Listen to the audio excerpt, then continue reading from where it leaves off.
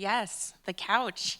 I am so excited to be here with you, specifically today, for so many reasons. It's been a big week for you, so we really appreciate you being here. Really could not say enough how excited we are. You've been such a champion of this industry, and to see you take this leadership position within the House is just so fantastic. So thank you so much for being here on a week when you have a lot to do. Well, thank you. Is it on? Can you hear me? Thank you, Marta. Thank you, Dave. For everybody here, he said it was recent. I think I just I really didn't sleep. I just came here from whatever we were doing this morning. So if my syntax isn't exactly crisp or clear, hopefully you'll cut me a little slack. But it's going to be a very interesting ride. Lizzie Fallon, who's here. If you haven't met Lizzie Fallon in our office, please do. You guys are incredibly important to us. I'm happy to be here having a discussion with Marta.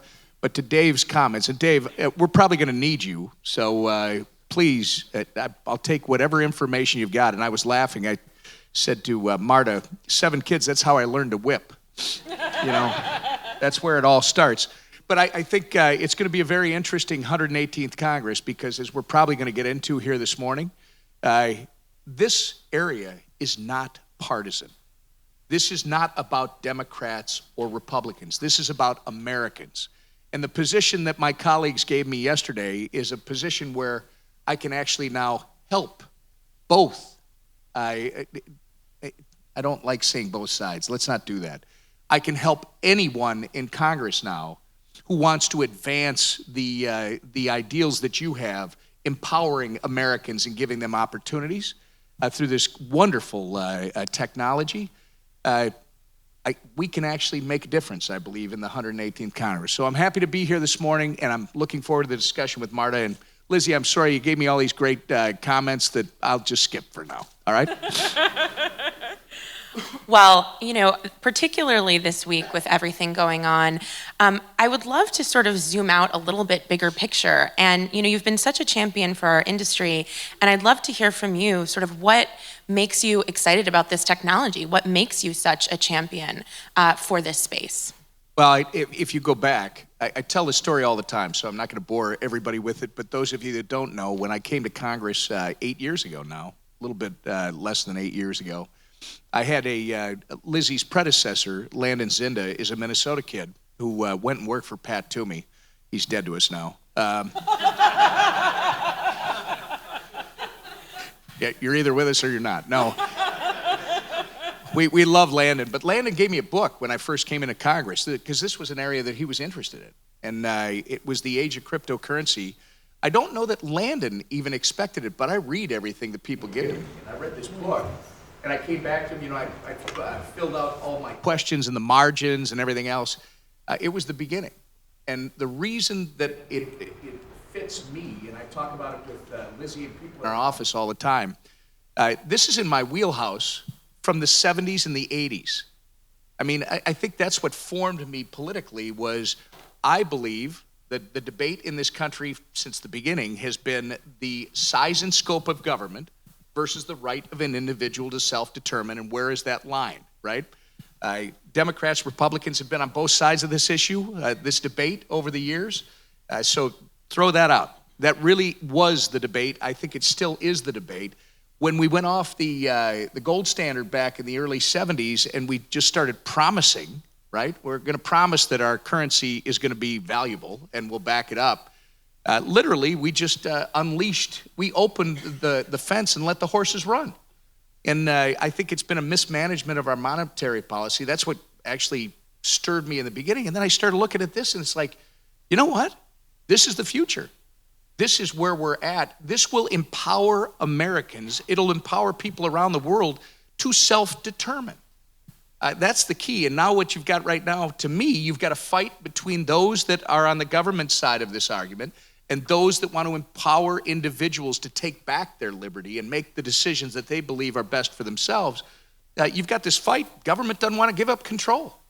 It wants intermediaries because that's the way it can be part of every conversation. That's the way it can be part of every transaction.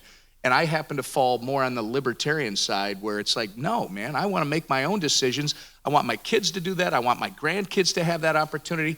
I think that this technology that you have all gotten involved with and what it offers really is restoring what this country was originally founded on, which is the right to live your life the way you want to live your life and achieve your dreams, not the dreams that somebody else wants to define for you. Other than that, I don't have any opinions. Things that you've been such a leader in is, further to that point, is really civil liberties and privacy, and thinking about how we ensure that these technologies can continue to import the privacy protections of cash into the online world. And so I would love for you to talk a little bit about how you think about privacy and civil liberties as it relates to this technology. So I'll start from this. The argument that we get every time about why government has to be involved, the argument is to every citizen of this country, we need to protect you. It's about your safety. There are bad people out there, and we've got to make sure that they don't harm you. Well, you can become a prisoner of your own safety. And many of you may not agree with me, but I think we need to err on the side of the individual as opposed to the side of the government that's telling you that I just want to protect you. Because if you think about it in its most basic form, the reason we have a central government, the reason we have a civilized society is because you and I, as citizens, regardless of your political persuasion, you and I have given up some of our liberties, right, to a central authority for what? The primary reason you have government is to protect you and your property. And now, I would argue that at every level, city, county, state, federal, our government's gone way beyond that mission, but that's the debate that we're all here having every day. When it comes to this, for me, first off, I'll make the decisions about my own safety. And my government saying, for instance, that central bank digital currency, it should scare the bejesus out of everybody in this room. I got to tell you, the government telling me that they want to open up accounts, they're going to have a digital currency that you and I, no. Open, permissionless, and private, with a capital P, private. If you can do those things, great. Let's talk, because it's going to be really important as we go forward. Here's the other thing. Government can say all it wants.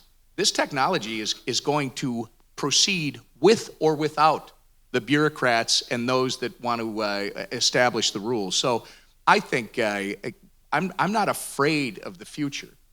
I'm not afraid that government's going to kill us because I know the talent that's here, the talent that's out there, the entrepreneurs that understand the promise that this has. This is going to happen. My biggest reason for leaning in is I want it to happen right here in the United States of America. I don't want it happening everywhere else in the world. We should be leading this, and the way you lead it is by empowering people that are creating these opportunities. The fear, though, from government, Marta, the fear is that the intermediary is no longer going to be necessary. That's why I'm so excited about the ownership economy, or Web3. We seem to get a new name for this stuff every couple of weeks, but it doesn't matter to me. What it is freedom. It's freedom regardless of your political persuasion. I could care less. You can be a total Marxist. You can be a total libertarian. I could care less. You should be able to make the decisions that you feel best apply to you, and this is what this technology is all about to me. I could not agree more with what you're saying here, and particularly your point about CBDCs.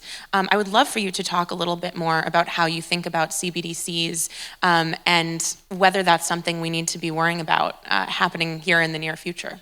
Well, they said it wouldn't happen, right? China literally has created digital authoritarianism. Or maybe worse, by some reports, and you probably know better than I do, and I'm inside the government structure. When the Wuhan virus, however you want to call it, when it broke out in Wuhan, they locked everybody down. You have a card with digital currency. It's a surveillance tool in China. Oh, and that's China. That's not going to happen here in the United States, let alone the Western Hemisphere. Well, I don't know. Somebody might want to talk to young Justin Trudeau up north, because that's exactly what he did to the protests in Quebec when he shut down their ability to move funds. So I think the risk is much greater than the reward if we turn all of this over to a central authority. You don't have to be in the technology space that all of you are in to understand that this has been tried over forever in history. There's a great book, if you haven't read it since college, or if you've never read it, go pick it up again. It's by Hayek. It's called The Road to Serfdom. It talks about very basic things about the scarcity of resources and the different ways that we allocate resources. You can have a central authority do it, or you can have the free market. By your talent, your effort, you can allocate those resources. The central authority doesn't ever end well, because if you're not in that little group that's deciding how to allocate resources and you don't like it, you might object, and guess what? They might first take your liberty, and then they might take more. So I look at a central bank digital currency. Again, I'm not saying that people who are proposing this, that's their perspective, but they might think they're being very upfront, and this is a great opportunity, and we're going to advance this thing, but it won't end well if we turn all of that information over to a central authority. And I don't care who's in charge. So I filed a bill. Lizzie, I think it was about a year ago, a little bit less than a year ago, we filed the bill to outlaw anybody ever creating a central bank digital currency that's issued by the government. And I was serious about that. I think that's the debate that we really have to have. And maybe some of you disagree with me, but you're going to have to convince me that it can never be used for nefarious reasons. You're making such great points here about the ways in which central bank digital currencies could really be used for both financial censorship, like what we saw in Canada, and also financial surveillance.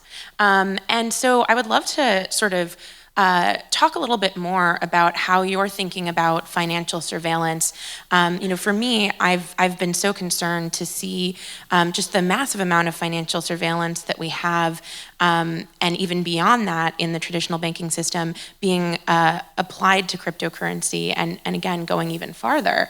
And one of the areas where you were really showing leadership was earlier this year with Tornado Cash, when OFAC added Tornado Cash, effectively Tornado Cash developers to the SDN list. You sent a letter to OFAC to ask for clarifications and push back on that. So I'd love to hear you talk a little bit about how you're thinking about Tornado Cash and really financial surveillance, financial censorship in general.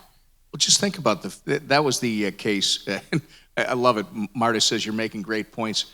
Boy, when I leave here today and my head starts to clear up after yesterday and last night or this morning, whenever it was we got back, I'm going to have to watch this tape, because I don't know that it's that concise and that crisp. But when it comes to that issue, think about this. You guys are creating things. You might create something that it's the greatest thing since sliced bread. But somebody who's got bad intentions uses that great invention, that great creation that you've put out there, and now they're going to arrest you. They're going to lock you up because you created something that somebody might use for the wrong purpose. You're the criminal. This is government run amok in my mind. So it's I think that's one of the best case scenarios for why I'm arguing against this. Government's got to, we got too many people in government who aren't doing their due diligence to understand what it is you do. That they aren't doing the due diligence to understand what this can do for future Americans and people around the world. Instead, they want business as usual. Government's trying to protect itself. Now, I won't speak for everybody, because I know there are great people within the SEC. I know there are great people within Treasury. All of these different executive branch agencies have people like you that are looking towards the future. But right now, they're overwhelmed by the hangers-on from generations past that think that it should never change. That really is the battle. And that's why I think the 118th Congress could be a lot of fun. I really do, because I know that, and I say this all the time, if I haven't met any of you, There are Republicans and Democrats that sit on the Financial Services Committee that I believe agree more on this than they disagree on anything else. We just have not allowed that relationship to be exposed and to grow. And I think the second we do, this might be some real Pollyannish stuff, but I think the second we do, the Financial Services Committee in the House might actually be the beginning of something much bigger and better for Congress as a whole, as people start looking at how they actually get back to doing their job of representing their constituencies as opposed to just pointing the finger at one another and arguing. I think it could be really good for many different reasons. So sort of talking a little more about that, what would be the sort of upside scenario in your view for what the next Congress or the Congress after that looks like when it comes to moving forward with the important bills for cryptocurrency?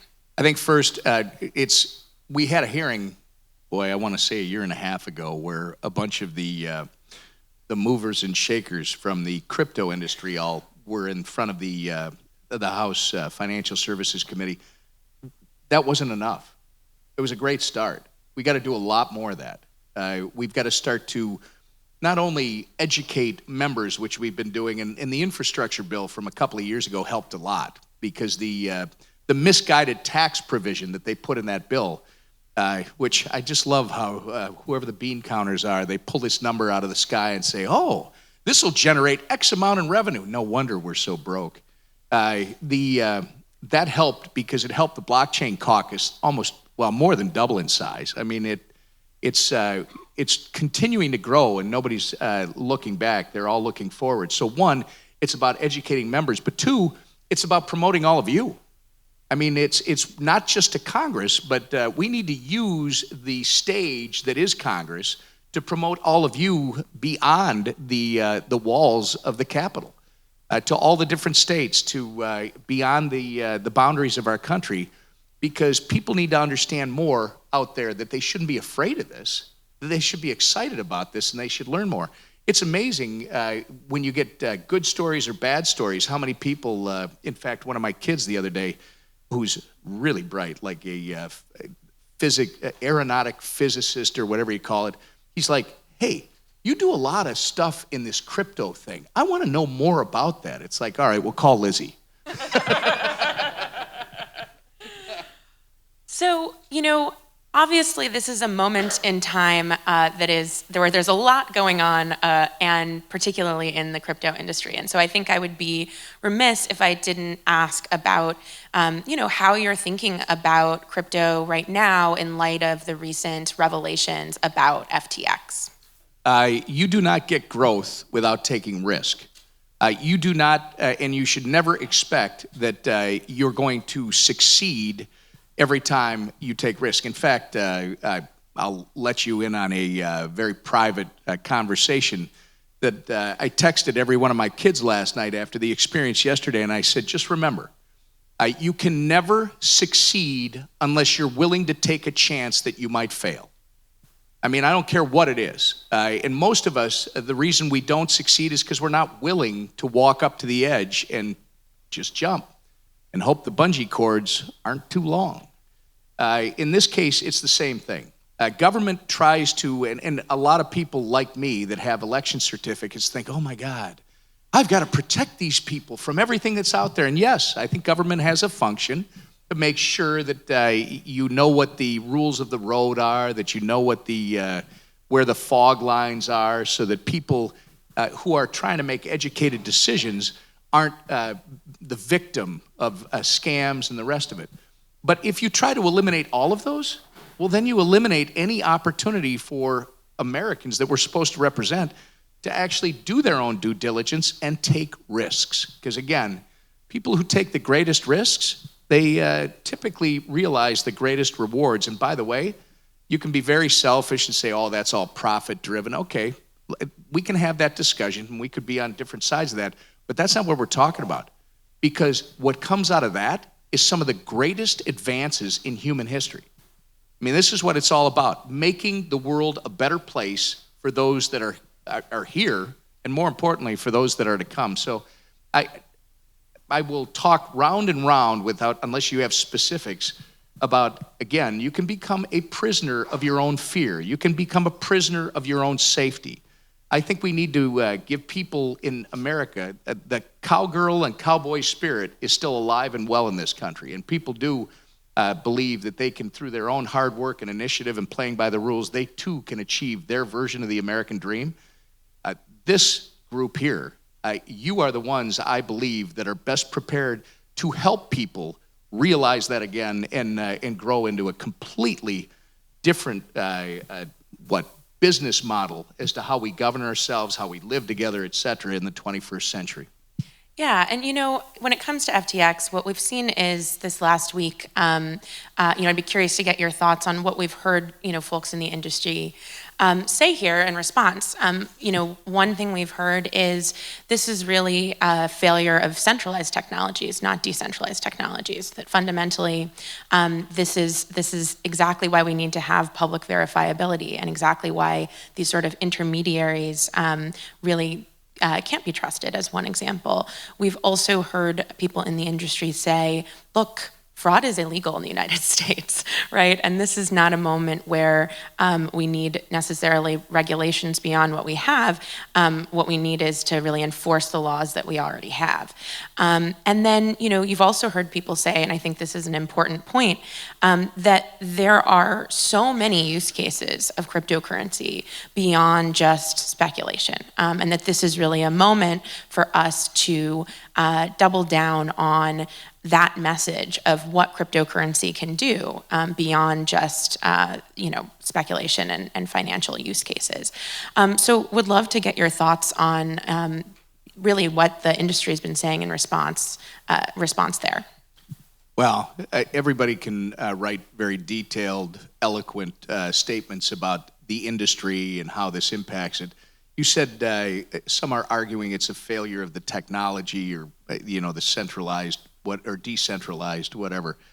I don't know this, so I'm going to make it very clear that I'm not saying anything, but this actually might be a failure of character. I mean, it's very disappointing to me because the guy who tweeted out that he really effed up, I think that's an admission on its face, but I'll let others do the investigation. Sadly, people that are trying to protect business as usual are looking for any example they can find to say this is a terrible road that you're going down. This is awful. I'm going to reassert. It doesn't matter what they say. You are here to stay. You are going to continue to grow. This incident might have put everybody back a certain amount. We'll see, but it's the argument. We need to investigate. We need to find out how. We need to find out why. There's way too many really stinky things when you look at the people that are involved. And again, I'm going to let the investigation play out before we make any judgments and disparage somebody.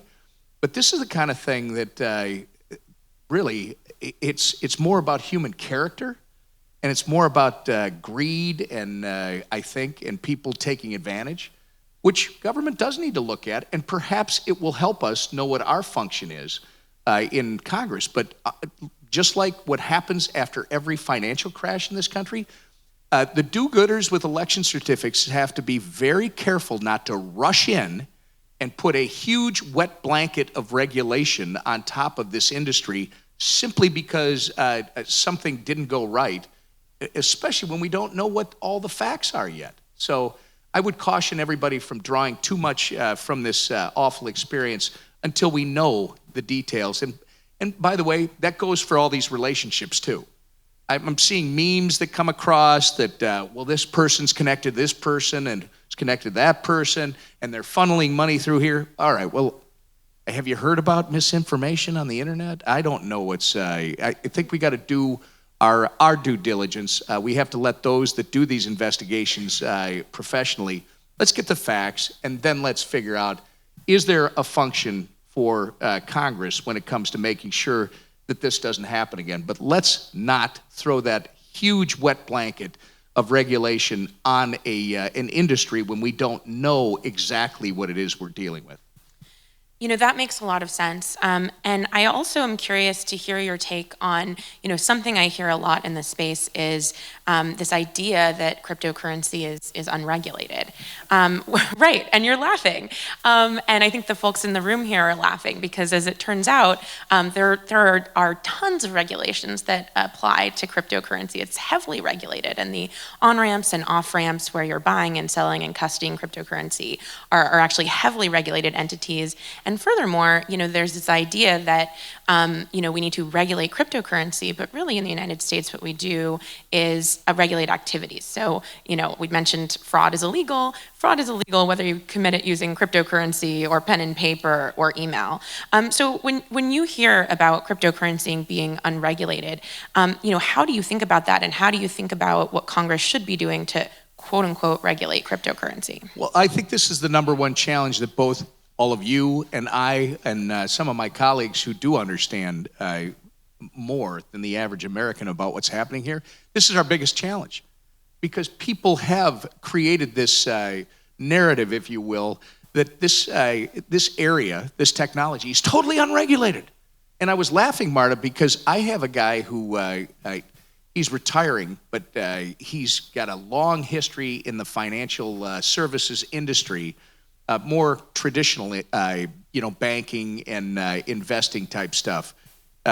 Literally, we had this conversation about a year ago. He walked up to me on the House floor. He goes, I know you're heavily involved in this crypto stuff, but that's like the wild, wild west. And he made it sound like we're all having gunfights in the streets and, people are in the saloon all day. And it's like, no, man, this is as regulated as anything else. That's complete garbage. That's something that we have to dissuade. By the way, look at your legal bills. If you think you're not regulated, take a look at your full employment for lawyers all across this country. And God bless you for that, because their families need to eat too.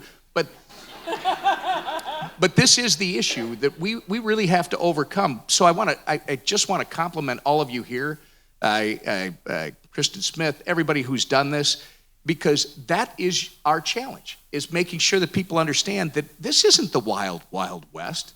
That's just a government line, and by the way, traditional banking line. They think the traditional two-tier banking system and the rails that it's built on, we're just going to have a better version of, what's the worst car you can think of from the 70s, like the Pacer. It's just going to be a better version of the Pacer. My God, that thing was a piece of shit back then. It's a piece, excuse me for my French. But that's the point, you are the future, and the future has arrived. So the fact that you're leaning in, the fact that you're talking to members of Congress on a regular basis, God bless you. And keep raising this flag so people understand how much promise you offer to Americans and people around the world. So thanks. Well, I can't think of a better way to end than on that note. My mother better not be watching it after I'm going to Well, on behalf of, I think, the entire industry and everyone in this room, thank you so much for all of your work that you've done for this industry, and thank you so much for being here today and your wise words. Thank you, Marta. Thank you.